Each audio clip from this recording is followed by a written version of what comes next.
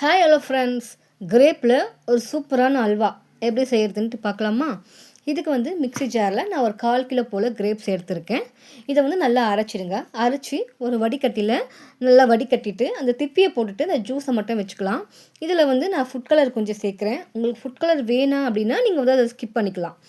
அடுத்தது 1 கப் போல் கார்ன்ஃப்ளவர் மாவையும் நல்லா தண்ணி விட்டு நல்லா கரைச்சிட்டு இந்த கிரேப்ஸ் நம்ம இது வச்சுருக்கோம் இல்லையா, இதில் ஊற்றி நல்லா மிக்ஸ் பண்ணி வச்சுருங்க.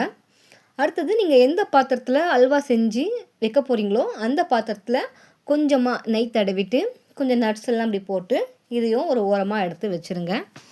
அடுத்தது ஒரு கடாயில் வந்துட்டு 1 கப்லேருந்து 1.5 கப் வரைக்கும் சுகர் சேர்த்துக்கலாம். தண்ணி வந்து இதை சக்கரை முழுகிற அளவுக்கு வச்சுக்கோங்க. இதுக்கு வந்து பதம் எதுவும் தேவை கிடையாது, கொதிச்சு வந்தாலே போதும். அடுத்தது நம்ம கலந்துட்டு இந்த மாவையும் ஊற்றி கை விடாமல் கலரிக்கிட்டே இருக்கணும். நம்ம மாவு ஊற்றுனதுக்கப்புறமா அது வந்து கடியில் வந்து அடி பிடிக்கிற மாதிரி ஆகும். அதனால் நம்ம கை விடாமல் கலந்துக்கிட்டே இருக்கணும். கூட வந்து கொஞ்சம் கொஞ்சமாக நெய் சேர்த்து சேர்த்து கலந்துகிட்டே இருக்கணும். இதில் வந்து ஒரு 7 ஸ்பூன்லேருந்து 8 ஸ்பூன் வரைக்கும் நெய் தேவைப்படும். நம்ம கலந்து விட்டுக்கிட்டே இருக்கணும்.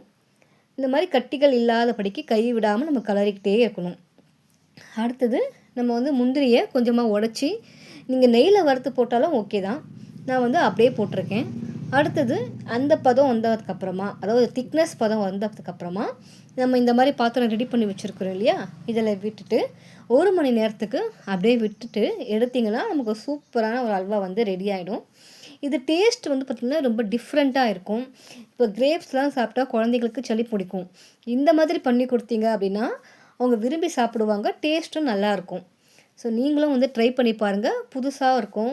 எப்படி இருக்குதுன்ட்டு ட்ரை பண்ணி பார்த்துட்டு சொல்லுங்கள். தேங்க்யூ ஃபார் வாட்சிங்.